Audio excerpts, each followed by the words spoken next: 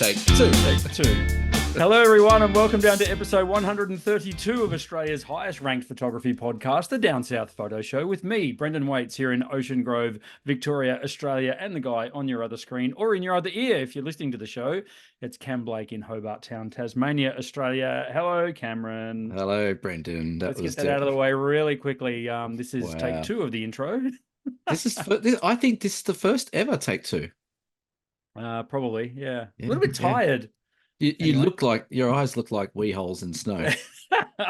Well, it's what happens when you start a fitness regime. I think you get tired for the first bit of it, and then you come good. So hopefully, I do come good, and I'm not just one of those old buggers that just stays tired all the time now. And by fitness regime, you mean you've just had a haircut and look a bit thinner, and drinking cider. Cider, yeah. Right. Mercury cider again. We should get them to sponsor the show. Maybe that would be good. We'd probably have to speak to all the other sponsors of the show to see if that was okay, though. We should get the Bright Brewery to sponsor us. Yeah, that could get dangerous. That would be very good. Thanks to everyone who has followed the show, listened along, subscribed, all that sort of stuff, and shared it amongst your friends. Tell you, apparently, Cam, if people hit that like thing down there, it helps the algorithm or something. So what do you got to lose? Even if you don't subscribe, then you can hit the like thing. So go ahead and do that. Yeah. Hey, funny thing about if you like it, if you like. I keep mentioning this guy on the show, and hopefully he's going to learn maybe. But our good friend Jamie, he hasn't subscribed to this show. This is the third week in a row we've mentioned him. Yeah, this one's the worst shout out of all time. He doesn't subscribe. Yeah, you know why? Tell me. Because he wants to be the 1,000th subscriber because he thinks he's going to win something. Well, how is he going to be the 1,000th subscriber? I don't know. That's what I'm thinking. Not the 866th subscriber. I don't know. He thinks that he's going to wait to 999 subscribers and then be the 1,000th one. Yeah. Don't mean to break this to you, Jamie, but we don't actually know what number subscriber anyone is. So. No. So don't be like Jamie. Press the button and subscribe because that's what we want. Yeah. Then you'll get notified that we're here and all that sort of stuff. Yeah, so don't hang on for a prize that's not coming. Just press the button now. That's right. But thank you for everyone who has followed along in this journey with us so far. Let's talk photography comp. We had the winter one is finally run and won and done and dusted. So we needed a new theme, and we're going to run this one through to the end of August. So you're going to have a couple of weeks to enter. And the only place you can enter is at this point, through our Facebook page. I can hear half of you moaning already that you're not on Facebook, but sorry, but that's where we do it. So head over to Facebook, search the Down South Photo Show. And by the time this goes to air, we'll have a pinned post at the top of our page that will say this month's theme. And Cameron, this month's theme is? This month's theme is black and white. So we're going to pay homage to the great Ansel Adams. Ansel Adams. So black and white landscape photograph. Put it up there on the Down South Photo Show Facebook page. There'll be, like I said, there'll be a pinned post. So you put your photo under the comments and then you go through. And after the end of August, we'll go through and pick our top 10 together. We'll pick a winner out of that. That'll be a prize from me this time. And then what we'll do then for the month of September, we run the top 10 as your fan favorite that you choose. And at the end of September, we'll announce the winner of that, which will get a prize from Brendan. Fantastic. So, the comps are awesome. It gives you a chance to show off your skills and for other people to see what kind of photography you're into or what kind of photographer you are. So go ahead, enter something that's black and white. Go on, do it. Go on. Head over there now. Well, not right now. Keep listening to the show and then do it after. I suppose you can do it now as well. Can I just chuck in a real curveball for that? I don't know if we can actually do this, but I'm going to do it anyway. Do it. If you're not subscribed to the channel, you can't win. Wow. I don't know if we can do that. I don't know. Don't look through my bullshit. That's it. We know exactly who everyone is. If you're not subscribed and you win, you miss out on the big prize. Yeah, that's right. Now. Those astute viewers will notice what's going on behind our shoulders. Did we do that thing again where we basically shot photos at the same time as each other? And yep, because it would have been. We did. Yeah. Well, all we do is just you stand on one edge of Australia, I stand on the other, and we just shoot photos at each other. That's right. And we ended up with very similar results. I want to talk a little. I mean, we've talked Aurora photography on this channel probably over maybe 9 or 10 different episodes over the journey. But the reason I wanted to sort of bring it up tonight, not only is it our background, so I'll show you my background first. This is Aurora Australis happening over, well, technically it's happening over Tasmania, but it's this is taken from the southern coast of Victoria looking over Bass Strait. And just as I move my cursor out of my own way, the lights you can see in the distance is Torquay, which is a town further down the beach from where we are. But this is taken from 13th Beach, which is a beach between Ocean Grove and Torquay, pretty much, between Barwon Heads and Torquay, I should say. Now, the reason I wanted to talk about this shot is because for once in ages, I dreamed up a shot and then went and took it. You dreamed up a shot? What do you mean by that? I actually thought about it. I'm like, oh, right. Okay. I didn't just, with auroras, you can quite often just get excited and just go and then go, holy shit, I need a foreground. Well, good photographers put foregrounds in front of their aurora shots. And then they go, holy shit, where's the aurora? Yeah, that's right. But yeah, these steps, which I don't know if you've been to, Cam, but maybe on one of our one-day workshops, we went there. Yeah. They're at the, this thing keeps, there we go. They're at the western end of the first car park at 13th Beach there. And the steps sort of have a bit of a curve in them. And when you get off the curve, they face exactly south. So yeah, this is pretty much exactly the shot I had in mind. I also got a really cool vertical shot as well. For the people wanting to know the settings, that one, I believe, is around 1600 ISO. It's around about a 10-second exposure. And it was the first exposure I got that allowed me to see aurora once the sun had gone. So it was pretty early in the night. That was about, I want to say 6:50, 6:55, something like that. So, well, you were much earlier than us. Yeah, well, I think since the May 11 big one that you took from an aeroplane and the whole world seemed to get photos of, we've kind of been a bit spoiled, haven't we? So, well, I was talking to someone today about the auroras, and they made some interesting points about this year's auroras. So there was a G8 storm, I think it was, in April. Then there was that G9 one in May, the massive one you're talking about. And then the one that we're shooting here, that was another G8 one as well. So there's been three quite significant storms, I guess you could say, this year with auroras. So yeah, we are getting blessed, but we are in the sort of peak time of when all this jazz is going on. So so it's good. It's good. It's good that people are getting out there and shooting it. I found the moon, like we both messaged each other the other night, and the moon was really playing havoc with what we could see where we were. We had a bit of, not haze, but the moon was just lighting up stuff, and we just couldn't really see the beams as much as we'd like. And then it kicked off a bit, and then we saw him. But it was a tricky one. Well, that's the reason why you can see that staircase is that is pure moonlight there, folks. That's what a 8-second exposure at 1600 ISO will give you under moonlight. Yeah. The moon was good. It sort of, like I said, it did help the foregrounds a bit.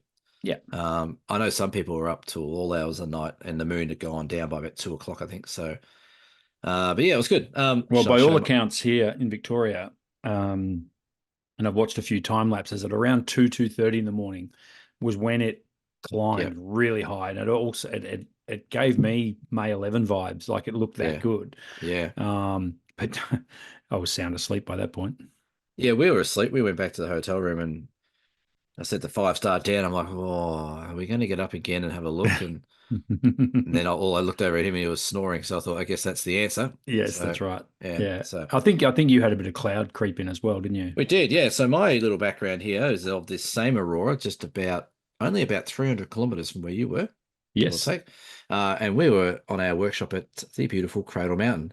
So once again, we have pulled this out of our rectum and got an aurora. This is 2 auroras over Cradle in 1 year. Unheard of. But yeah, you can see there's a bit of cloud that came in on the right. It was only light cloud, and then it came in a bit heavier around about 9:30. We decided to pull stumps there. People getting a bit cold anyway. So, but we had beautiful conditions. There was about I reckon there's about a dozen people down at the lake, all spread out, all different people that we didn't know taking photos. It was good, and we got those beams, and we got a bit of color, and it was a beautiful clear night, which was good. It was pretty cold. It was about -4 degrees with the wind chill, so that made it quite chilly. But we had 7 very, very happy little campers. It was the Cradle Mountain winter workshop with no snow, but we substitute that out for a pretty beat down Aurora. So can't really complain about that. But no, I'm sure most of the participants were absolutely yeah, thrilled. yeah. So we were very lucky. It was great. Yeah, there was you might be able to see just behind me here on this rock here, there's a little tiny light. To whoever that person was, you're in everyone's shot because your back of the screen was just showing back to us, and Right. every time we took a shot, the screen would come up, and then it'd go dark, and another shot would come up and go dark. So, but you know what? They got there, they got the shot. So yeah, it was pretty good. Yeah, well, when were we there? Was it April? March? April. April. April. No, When we were May, there. May. No, April. You lose This track, year. don't you? This Yeah, year, yeah. yeah. When we were there and we got the Aurora, it was nowhere near as strong as No. we just had the other night. But we got different photos because my Cradle Mountain Aurora shot is way more silhouetted, whereas with the moonlight we had, yours Yeah, has look at got that. Yeah. beautiful detail in the mountains. So Yeah, that really helped for that. that's a win. Yeah, and I wasn't shooting black and white only, so it made a huge difference on this trip. Mm. So yeah, we got that moon foreground to get Cradle Mountain and the Dollarite peaks and stuff looking pretty cool. So So that can was that you was a bonus. Oh, share with the listeners yes, what camera you used and what your settings were for that one, or of just at course. least the camera? The camera was the Leica There you go. because I'm a wanker and I have a Leica. So that was the Leica with a 21 mil on it. Yeah. Tripod. I ended up getting down to almost 800 ISO. So I was 800 ISO. I think it was about f2 and about 6 seconds is what I was getting. Yeah. And it was cranking. It was because the moon was just so bright. It was just, yeah, it was unreal. So, and most people were, yeah, somewhere floating between sort of 1600 and 3200, 800, whatever it might be. So, Yep. but everyone got the shot in our group. So I was Well, really, really wrapped with that. to give a bit of context, May 11 event, and it was an event. I was shooting 400 ISO for 3 seconds. Yeah, that's right. Yeah. So, yeah, otherwise I was overexposing the bloody Aurora. Well, it was. It really was a bit of a tricky couple of seconds to try and get that exposure Yeah. right. Yeah. But once you get it right, you're pretty good. That's what I said to our group. I said, all right, everyone's got the exposure. You're good now. So work on your compositions, work on your everything like that, Yeah, and and away I you think go. that's an underrated skill in photography is remembering to get the settings right first and then working on composition, Yeah, and yeah, not fussing too much about changing settings from there on, yeah, particularly in a scenario like that where the light may change, but it's going to be very subtle changes, probably yeah. not even that don't even warrant changing Well, any of the yeah. settings. So Any real increase in the exposure of the aurora is seems to be minimal, but yeah. um, yeah, the moon was a bit tricky. But that explains the faster shutter speeds and Yeah. the faster or the slower ISO that we're using as well. So Yeah, for sure. And for yeah, those who are playing along at home, I used the OM system OM5 with the 7-14 f2.8, which is now my go-to lens for anything astro related. yes, you love that lens, don't you? I do. It's nice. It's got a bit of weight about it too. I Yeah. feel like if I was mugged while I was doing these photos, I've got a pretty good weapon. I would Just give wield that thing. just give him a whack. So yeah, While that was good. we're on the Cradle Mountain train and Mm. talking about your workshop that you had there last week, let's talk about point 3 on the list, shall we? Yes, let's do that. Yeah. So you had a bit of an experience, Cameron, with a photographer that probably wasn't as nice as they could be. No, it was weird. It was a weird one. Anyway, here we go. Everyone's going, here we go. Cam's going to rant about something and carry on. Yeah, I am. I am going to rant on about carry on. So yeah, we were down at Cradle Mountain on one of our first mornings there, and this husband and wife team came down, and things aren't going well. Like we had ourselves set up along that little beach that's there in front of the boathouse. We weren't all spread out. We're all sort of, there was only a few of us there. There was a few others spread out around the region. And they walked down, and the first thing this female photographer looked at us and just, rolled her eyes at us. And I'm like, okay, this is going to be good, And I said, look, we're more than welcome to move out the way. If you want to slot in anywhere, just be fine. And I'm fine. And she stormed off. And the next minute, she's walked around the back of the boathouse and set her tripod up right in everyone's shot. looking back over us, over our head at the sunrise right behind us there. And everyone in my group was just like, oh, really? Like, seriously? So I just politely said to the husband, I said, oh, do you reckon she's going to stay there the whole time or just for a little bit, like just so we can get our shots for everyone get their shots and stuff? And he sort of ignored me.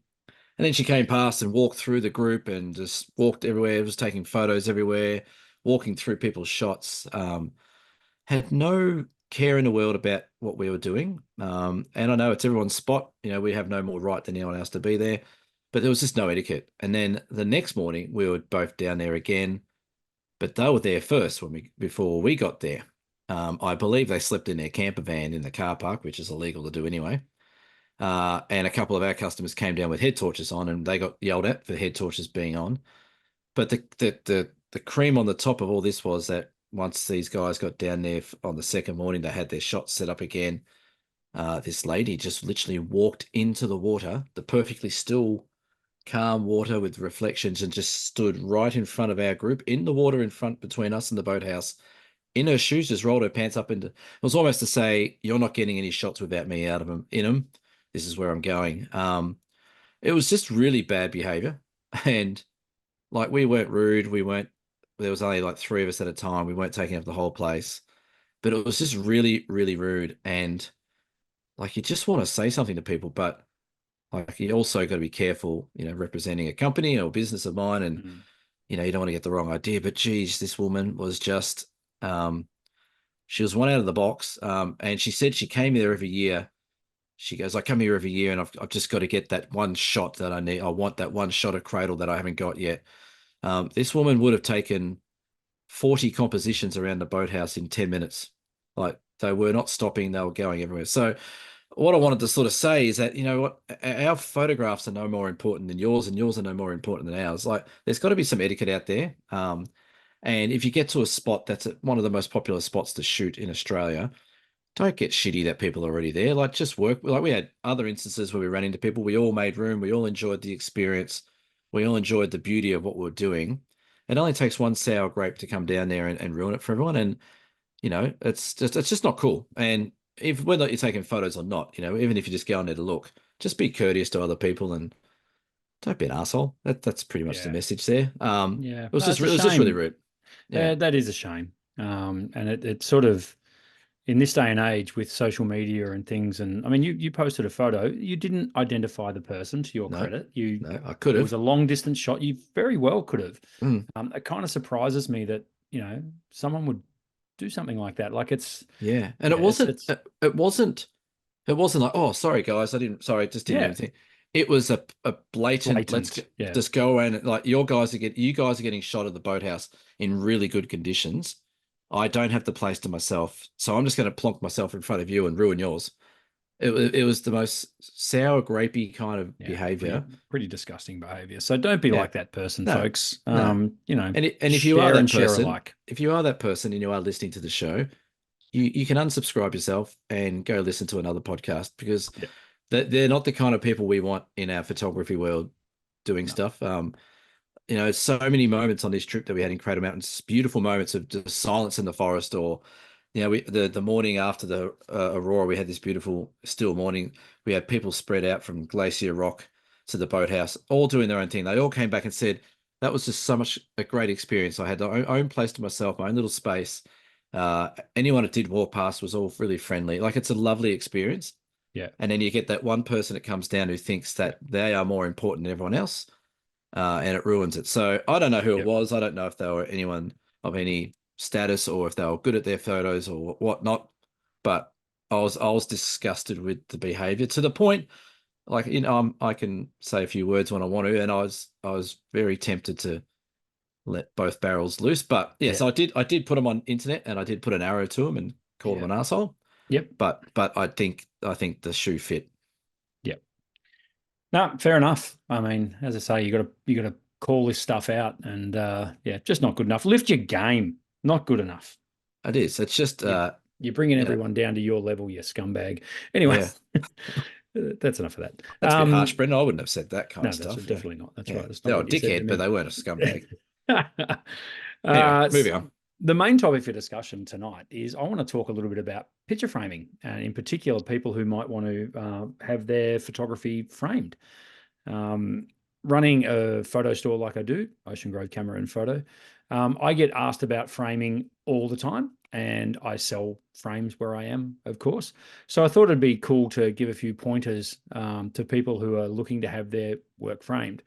And I want to start with probably the number one bugbear of mine when it comes to people framing their artwork. You guys spend a lot of money on awesome cameras, and you guys, maybe come to one of our awesome workshops, or you go on a workshop, or you travel somewhere fantastic and you get a fantastic photo. You then get it printed beautifully, hopefully by someone like me, or, an independent photo printer, like who handles your colors professionally and all that sort of stuff. You then go to Kmart and buy a $20 frame, A1 $20 frame that's got Perspex in it, and then you stick it on your wall. But isn't Perspex the best?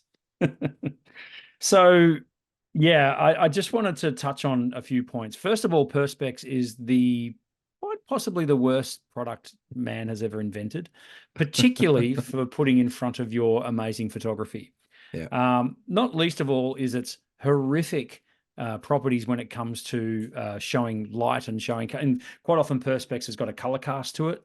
Second of all, it can distort light. It's not glass, so it's plastic. No. It's really good when it gets those little splits and scratches in it too. Yeah, It's and awesome. the thing with Perspex is, if you try and clean Perspex, you scratch it instantly. Yes, It's right. Dust scratches Perspex. So first thing I'd say is, if you get an amazing photo, take the time and spend the money to have it framed professionally if you can, or get yourself, at very least, a photo frame that's got glass in it. The other thing with glass, picture framing glass, is it will also give you a bit of UV protectant as well to your photo as well. Perspex does not do that. So yeah, getting real glass on your photo is a priority as well. And we're at my business, we actually have Australian-made ready-made frames from the awesome company known as Profile Australia. Cam, you've used Profile products before. Ka-ching, plug. Yeah, that's right. They need to get on board, don't they? Yep.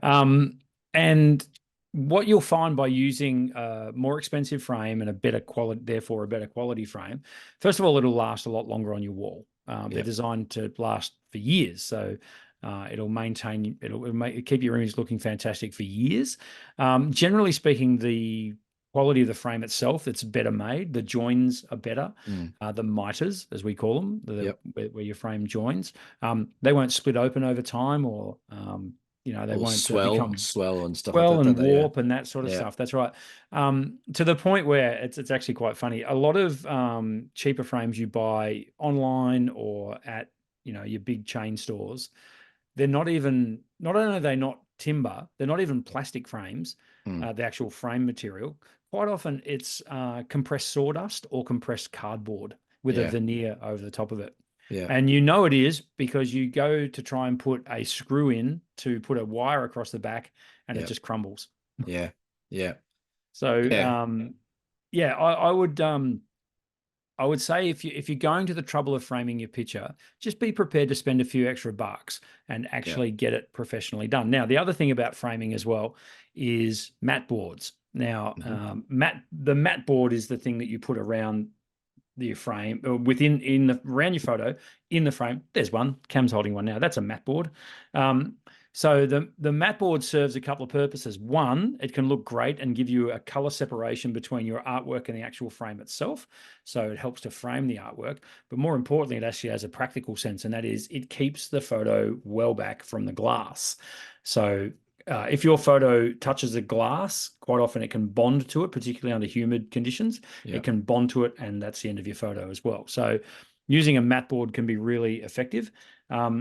All mat boards that are sold in Australia now have to be acid-free, so they won't discolor your artwork. However, backings, so the part that goes in the back of the frame, doesn't necessarily have to be acid-free. And quite often you will find companies using MDF, but a really cheap kind of MDF. And the chemicals that are in that MDF can also leach into your photo and discolor it. So So why yeah, the hell would we go to the bother framing stuff if it's so hard? that's right. It's this is the thing with, and I understand with, you know, holiday snaps and you know, a photo of your child or something that you might want to give to your parents or something like that. A small 6x4, maybe a 6x8, something like that. Yeah. I kind of understand why you would, you know, maybe not spend so much money on the frame. What I'm getting at here is the bigger stuff. So, Yeah. you know, when you're framing a beautiful landscape photo that you want to put on the wall to show off, please avoid your Yeah. big chain stores for their frames. They're just horrendous. I've actually heard stories of them literally falling off the wall in the middle of the night. Yes. Things that go bang in the night. Yeah, Um, exactly. isn't it funny though? You mentioned something about, you're taking your photos and then you're putting them in a cheap frame and stuff like that. We had a bit of a chat on the Cradle Mountain workshop. Is people seem to, I think they seem to put their value spend back to front. Yep. So they go with, I'm going to buy the most expensive camera, and then I'm going to edit it through the most expensive software and laptop, and then I'm going to just put it online and not print it. Or if I do, I'm going to print it really cheaply and Yep. put it in a cheap ass frame. Yep. You've got to look at the whole thing. Like if you're going to spend all this money to get this beautiful photo of your holiday or where you are, and then just ruin it by putting it in a cheap frame with perspex and cheap backing and all that kind of stuff. It defeats the whole purpose of really what you're doing, because it's going to destroy, like you said, it's going to deteriorate over time. Like Yep. it's artwork. It should be Yep. treated with care all the way through. So Yeah, you'll be very disappointed with it down the yeah, track. yeah, It never ceases to amaze me. And look, for God's sake, I'm not talking about every one of your photos. I'm talking about the one or two shots that you get a year yeah. that you The, might. the, And the crackers. yeah, and I actually encourage people to do this. So I've got a few customers of mine that are very, very keen photographers, and they'll come in at a certain time of the year with their swag of photos, and they've narrowed it down to like a dozen images. And Mm. we'll sit there and we'll say, okay, and they, you know, it's a bit embarrassing, but they ask my opinion, and they're like, you know, Wow. what photos do you think would look good, you know, printed and framed? And you know, every 12 months, pretty much, they rotate their images and Yeah. they put up new ones and take down old ones. Quite often, you can even recycle the frame Mm. if you've got a good quality frame, particularly profile frames, because they use what's called flexi points, so you can actually Yeah. take stuff out of the frame and put something new into it, um, and they'll last forever. Yeah. So a little bit of advice as well when it comes to framing, particularly bigger photos. My recommendation, the modern way to print photos now would be on a super matte finish.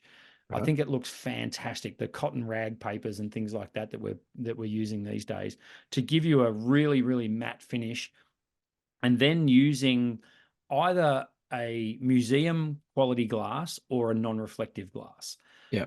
So there is a difference. So museum quality glass is this amazing gloss finish glass that has around about 80% glare reduction.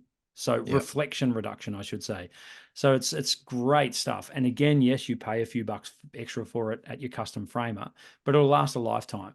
And it can really impact the look of your photos when you go down that path. Yeah. It's the glass is a big one, isn't it? And Yep.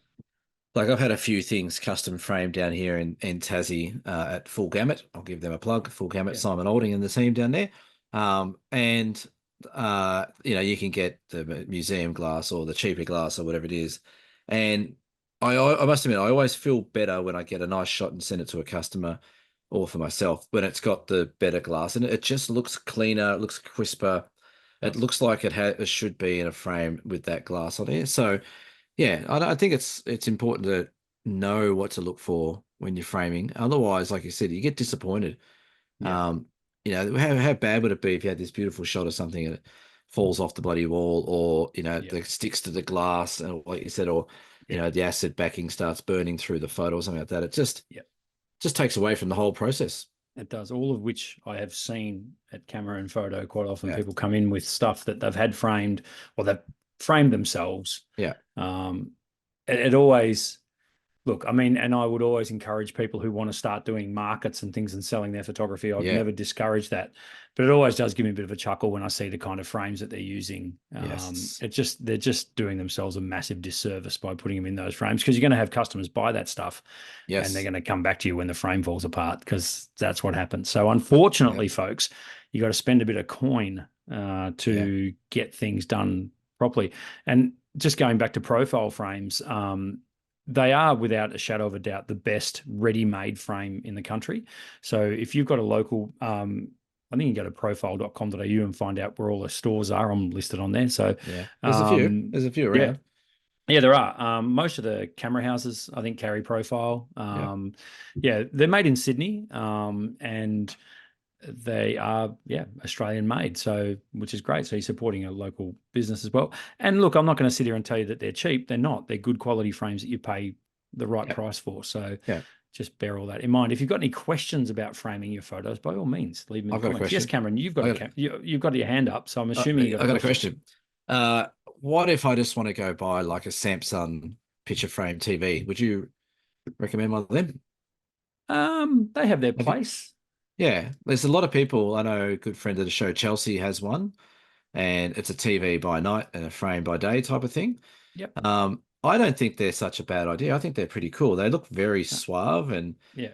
very cool. They've actually got a really nice matte finish about them, and there, I Yeah. believe, there's actually a filter you can put on, which is matte boards around it as well, and an Well, actual frame. yeah, it does. It actually looks like I've seen one, like I said, I've seen Chelsea's one and others in stores. They look quite cool. So I do. they are not cheap, but if you're someone who loves to display your work in your home, it Mm. wouldn't be such a bad option if you had something above the fireplace or on the wall there. You know, it might cost you a couple of $1,000 for this frame TV thing, but it doubles up as a TV. So have it on your wall in your Yeah. kitchen or something like that. But you know, it can filter through your images and stuff like that. They are pretty cool. It does put Brendan's framing business out of business, That's but totally fine. yeah, One thing I didn't mention off the top was, and we're talking about frames with glass. yeah, The first thing I ask people, so quite often people come in with a photo they want framed. The first thing I ask them is, do you have a lot of daylight in your room? So that where you want to put it, do you get a lot of yeah, natural light coming in? If the answer is yes, and in particular that the wall that they want to put their artwork on faces a bank of windows or a big open, I quite often then would encourage people to go down the canvas path rather than the framed behind glass path, yeah, mainly for the non-glare effect. yeah, So if you've got a framed picture with glass during the day, quite often you'll see a beautiful reflection of your lounge room or yourself yeah. instead How of good's seeing that? Yeah, seeing your wonderful photo. yeah, So that's why, because canvas is just an ultra matte finish, there's no reflection whatsoever, yeah, and you let the photo do the talking all the time. And yeah, then, of course, there's the hybrid where you've got a framed canvas, which is what we do a lot of at Camera and Photo, where we leave a 5 mil shadow line and we put a beautiful timber frame around the edge of your canvas, which can just, yeah, I love that look. It's been available for quite some time now, but it doesn't seem to be going anywhere. I think the trend is here to stay. yeah, I think it's a great finish. You can get like beautiful timber look finishes, or you can get a black, like a charcoal finish or a yeah. whitewash finish, and been doing those for quite some time now, and they really do look fantastic. Yeah. I wish I could get one of those one day. Yeah, I think there's a guy making you one. Yeah. Shout out to Ellen. Anyway, Ellen. we'll move on. Right now. Now, point two on the list, Cam, I think we will have a look at. You reckon we got time for that? I wasn't sure we were going to, but Right. we should mention it. Yeah, By the cool. way, if you have any questions about framing, as I said, by all means, hit us up in the comments below. Give us a call at the store. Hit us an email, smoke signals, Facebook, blah blah blah. Yeah. You had a client on your trip shooting film. Yes. Yeah. Rob, who is a newbie. He's a first-time customer of mine. Hi, Rob. Yeah. Hi, Rob. I told him about the show. He didn't seem too impressed about it, but you know, maybe he'll listen. It's not everyone's cup of tea. It's not everyone's cup of tea. No. But I'll tell you what, he hit the jackpot. He got three sunrises and three sunsets and a roar at Cradle on his first go. So Maybe he's the he lucky charm. maybe he can get stuffed. He's not making any friends if he's going to keep doing that. So he had a great time and lovely guy. We got a lot of laughs out of him. But he rocked up. He emailed me before the workshop and said, "Cam, is it okay if I just shoot film the entire workshop?" And I said, "That's a great idea. And if you're capable of doing that and you wanted to give it a crack, then by all means." But he came on our workshop for the 5 days. He had a little point and shoot Fuji digital just for a couple of happy steps, but I reckon he shot about 30 rolls of film. Fantastic. He had a Hasselblad with the 120 size film. And Wow. he also had a Leica 35mm M3, which is an old school one. Um, but he was just so cool to watch. Like he knew his stuff, he knew what he was doing. He didn't need much help off me or Dan, just compositions and stuff like that. But he went through the whole week shooting, and it was so funny. Like everyone had come back to the car after we'd done this bit. How'd you go? How'd you go? And everyone look at Rob. How'd you go? He goes, I don't know. That's Like right. I think I did it right. I And think I I got won't the know for a week or two. yeah, I think I got the exposure right. I'm not too sure, but yeah, I thought it'd be a good topic to talk about. Can you shoot film and still get great results? Well, of course you can. Yes. Like, because the technology hasn't changed from, 30, 40 years ago when people were getting great images with film. But it was just great to see this person shoot film everywhere. And I'll tell you what, he didn't muck around with his compositions and he didn't muck around with his timing. I must admit, like, he did something on this trip and I went, all right, this guy's bloody good. He He knows his uh stuff. he got a shot on his Hasselblad of a wombat walking through the button grass eating. Like he set up that quick and set it up and got it all done and he just went, just snap, rewind, snap, wind, snap. And I'm like, that's pretty impressive. So Hmm. shout out to Rob. He's a Melbourne boy. He's from He forgot Melbourne. to put film in his camera, but that's okay. That's right. Yes, and his battery. We had a great chat. Like I did my degree in science photography and we did a lot of stuff. Everything was on film. But we're having lunch at the lodge one day, and he rolled over and he's from one table to the other. He goes, "Mate, do you know what the reciprocity failure rate is for Kodak 200 gold?" I'm like, "Shit, no." And Yeah. he said, "What's?" I got the chart, and I'm like, "Oh, all right." And I said, "I reckon it looks like it's maybe 6 to 8 seconds, maybe." And he goes, "I'll have a look." And he googled it. We weren't far off together. We sort of worked it out, but Yep. it was like, "Oh no, like this is not something you get asked every day." And No, no, that's right. yeah, It's going to yeah. challenge you. No, so for those who don't know, reciprocity failure is when the chemicals start to fall apart on the film after being exposed too long. It can put casts over your shots, and you need to know where that cliff edge is before you go past it. Otherwise, your shots get a funny sort of look to them. But And yeah, for the second week in a row, I'm going to mention Nick Carver because he did a full episode on his YouTube channel about reciprocity failure. right. And in some instances, actually using it to his advantage Well, yeah, was it can create some funky stuff, that's right. Yeah. especially if Yeah. you're doing fluoro lighting and different types of lighting in your shot can help. Mm. But it was really cool. Like I said, shout out to Rob, really lovely guy, and he said he had a great time. He's actually a muso. He plays guitar. He's a good friend of Luke, who's another friend of mine who I do the hiking with. But it was really lovely to have someone new on the trip, and Yeah. someone who just rocked up with a bag full of gear and said, "All right, where am I going?" It was very cool. It's very That is cool. great. And isn't Uh, the word reciprocity just a ripper? it's the only big photography word that rolls off my tongue. Okay, I think. It's a good one. Yeah. Yeah, I want to get a T-shirt that says reciprocity failure is not an option. See, so it's Yeah. reciprocity. Is it only related? It's not only just related to photography, is it? Oh, I would have thought. Oh, yeah, it might not be. It could be a more general term, Yeah, it's got to be like a failing term or a. failing of chemistry or something. I'm not sure. I'm not sure, Cam, but I would have thought that reciprocity mainly relates to photography. So that's very Uh, cool that you had a person shooting film on hmm, your workshop. Very, very cool. yeah. I would love to shoot more film, but I just don't seem to be able to. I just don't, how, imagine shooting the Aurora on film. Well, that's what we said. That's what we were trying to work out if he could or not. Ah, right. That would Because he hence the because he only reciprocity issue. yeah because he only had I think the fastest he had was 400 Hmm. and I'm like okay, but we were getting like about 6 seconds. So, but he ended up shooting on the Fuji. He had the X Pro one X100 V2, the same one So I've he still got. managed to get some good shots. He got some good shots. He only had a 35mm film on that. Yep. Yeah, so reciprocity is the equal or state of being reciprocal, mutual dependence, action, or influence. A Oh, mutual okay. exchange. Yeah. So it goes beyond just photography. Of course it does. Yeah, of Yep. course. Like, who would have thought the world goes beyond photography? Come on. Surely not. No, but yeah, it Um, was very cool. So, Brilliant. Dear yes, Cam. yes, yes. Let's go. Hit me uh, up. Dear Cam, this is from SJE, is it not? It might be. Thank you, Sarah, as she's Assuming it called is. herself there. Long time listener, Um, first time question asker. I like this. Hi, guys. Not sure if this has already been asked, but I have a Dear Cam question. So hang on, stop for a sec. I love the fact that you call her SJE. I love I it. just see it, and Yeah, that's got to be her name yeah. forevermore. SJE. Yeah, SJE. it's like Darren.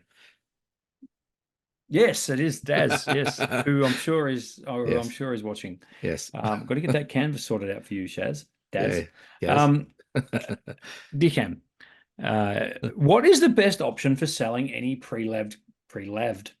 How am I going? Pretty You're tired. going Can't cut that great. out. Let's just keep rolling. No, What is no, the best option? let's start again. Let's Yeah, do the all the intro whole again. thing. Yeah. Well, hello, everyone. Hello everyone? What is the best option for selling any pre-loved camera gear you have accumulated? And don't you accumulate it? That's exactly what you do, is you Yes. accumulate camera gear. It's like golf Well, gear for me. I accumulate, and bike gear. My God. Um, thanks, Sarah. SJE. SJE. Yep. Long time listener, first time question asker. Well, we love first time question askers here on the Yep. Down South Photo Show. We love So long time Cam, listeners. Long time. absolutely. Cam, what should SJE be doing Well, with I any know what pre-loved camera gear? I know why SJE is answering asking this question. What has SJE got to sell me? No, she has got gas. That's what she's got. And Mm-hmm. she's got FOMO because she wants to buy the new R5. And now what she's trying to do is figure out the best way to get rid of her other R5, the Mark 1, I Mm-hmm. assume, or Mark 2, whichever mark they're up to in the Canon wheel. Mm-hmm. So I think she's trying to get a little bit of inside information on how she can flog her gear off. Or maybe she's trying to say, read my question out so everyone knows I've got an R5 for sale, and Well, she might be able to sell it through the show. But mission uh, accomplished. yes. So what is the best option for selling pre-loved gear? There's a couple of options now. One that seems to be probably the most favorable for most people at the moment is Facebook Marketplace. Seems to be. That seems to be pretty good. You could always trade it in if you want to. That's something else. If you don't want to go and play the long game of trying to sell it and answering all the questions from everyone else about how many frames it's had and how many times did you drop it and all that kind of stuff, you could maybe trade it in. Or the other option would be eBay or something like that. Some stores do consignment as well, where you could put it in there for consignment, and once it sells, you get the cash. But I Yep. think for me, the best option lately has been Facebook Marketplace. That seems to be the one that gets a pretty quick and good outcome. Yeah. The the photographer you had that was comp stomping you in Cradle. Yes. Yes. I put them on about the same level as scammers on Facebook Marketplace. Yes. So Yeah. Be just careful. be careful, because of late, I've actually stopped following a few of the, Secondhand Cameras Australia or whatever they're called, Yeah. Cameras and Lenses Australia or whatever, because the level of scams that are Right. coming through, it's thick and fast. I mean, I saw the Right. same post for a Sony A7R Mark IV on Yeah. 4 different sites with the same photos with 4 different names. So you're looking through like swap and sell Yeah, those groups of sort of Facebook? yes, Yeah, so yeah, they are full of scams. they are. But the marketplace itself is sort of separate in a way. It's a separate Yeah, that's entity of generally a little better. Yeah. that's generally, but yeah. So don't try and I agree. I've had issues with the Fuji groups and the Leica groups and stuff like that. I had some guy try and scam me. I sold my old GFX 100 to him. He was in England, this guy, and did it all, packed it. I had photos of everything. I stated quite accurately the state it was in, the whole lot, and I sent it to him. And then he got on this group and just like ridiculed me and said I was scamming him. And the one thing that got him was the lens hood had a scratch on it, Yep. and that he wanted all his money back. I'm like, no. He goes, you pay for postage all the way back. Or what he tried to do was get a discount. He goes, well, you give me $1,000 back. And I said, Nice no, try, no. buddy. I said, you can send it back. It's all through PayPal. So you send it back and we'll cancel the whole transaction when you get it back. And he disappeared. But yeah, be careful of that. But most of the time, I reckon as well, if you've got Canon gear, which I'm pretty sure SJE does, you should be able to offload that pretty quick, even just around the groups of stuff. So Yeah. if anyone's looking for a new Canon, I think it might be an R5. Put a comment on our Facebook page, or if Sarah wants to chuck it up there for sale, and I'm sure we can help her out because she is a long time listener, first time question asker. That's right. Great. Well, yeah, I mean, I think it's a fairly obvious answer, but and I don't think there is any sort of go-to page or go-to website for selling secondhand gear. I know in the UK, there's a company called, I think it's MPB. They quite often sponsor Thomas Heaton and James Popsis and these guys, and where you can actually go and list your gear. I'm not sure if there's a place like that in Australia. There should be. You can do KEH, which is another mob. K for kilo, E for echo, H for Harry. They do trade-ins, and they do it all. You actually have an appointment with the person online like this. They say, show us the gear, and they go, oh, that's the lens, and that's what it looks like. And they go, okay, we'll give you whatever for that. And then they send, I think they also send you the packing slips and all that kind of stuff as well. That's cool. Yeah, they've been around for years. We used to use them at Adam Moore and I used to use them at Camera House many moons ago. So hello, Adam. I'm sure he watches. Oh, definitely. Be rude if you didn't really. Right. So if you have a Dear Cam question for us, please hit us up in the comments below. Send it to us via email. Cam, your email address is? My email address is cam@tasphoto.com.au. Or if you want to send it to me, it's contact@cameraandphoto.com.au. That's contact@cameraandphoto.com.au. What I'm finding is that most people who send the Dear Cams in, Brendan, they're sending them via the website. Yep, and which you can do as well. Which is great. We actually had another Dear Cam question. See, this is what you've done now. You've created a monster. You've created a precedent because our good friend Peter from South Australia sent through another Dear Cam question today. Oh, and it's another doozy. It's a good one. Okay. But we might hold off on that one for maybe a few episodes ahead. Coming to an episode near you soon. Yeah. Very, very good. Now, with regards to dsps.com.au, I put out a post today on Facebook to go and check out our workshops for 2025. We've almost closed out all 4 of our workshops in terms of scheduling. Yes. The Great Ocean Road workshop has had about 14 changes of date, but that's fine. So here's the 15th. We had a little clash with the Festival of Running. Basically, the Great Ocean Road Marathon was on at the same time we wanted to run the workshop, and that was an oversight on my behalf. We have corrected that, which is bloody rude of them to do that. To be honest, how dare they allow 10,000 people to descend on Apollo Bay? But we have tidied that up, and we will have pretty much the whole of Apollo Bay to ourselves by the time we get there. So, and what are the new dates, Brendan? I have no idea. I knew you were crapping on. Thank you. May 19 to May 23 is the new dates. Correct. We have sold a couple of spots already on that.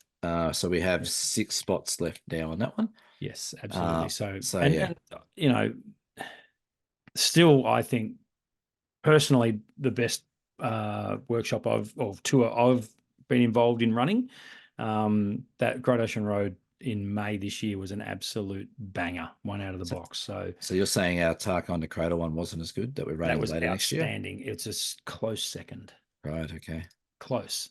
So actually, they're all as good as each other. And the Murray Mallee one, that's not good either. Close third. Right. And the East Coast of Tassie one that we're not doing now, or we are doing, I don't know. That we haven't done yet. So keep an eye out for the Bay of Fires Freycinet. You know what we should do? We should get a PA. We should. I can be that person. No, I can't. No, together we don't even make the P bit. Out of P and A. That's right. We're not even close to the A bit either. No. Cam, what's in your future for the coming week? In the future coming weeks, I'd like to say thank you to Mel for doing a beer donation. Good save. Well done. This could be your sloppiest episode yet, I think. No, last week was. Oh, was it? Okay. Yeah. No, this is a way up on last week. This is big improvement. But thanks, Mel, for another beer donation. Mel H. Mel is coming on my macro workshop very soon. Are you going to see him up in Bright? I will see Mel next week. Okay. But I see him the day before he heads your way, I believe. Right. Okay. So Mel's coming down now.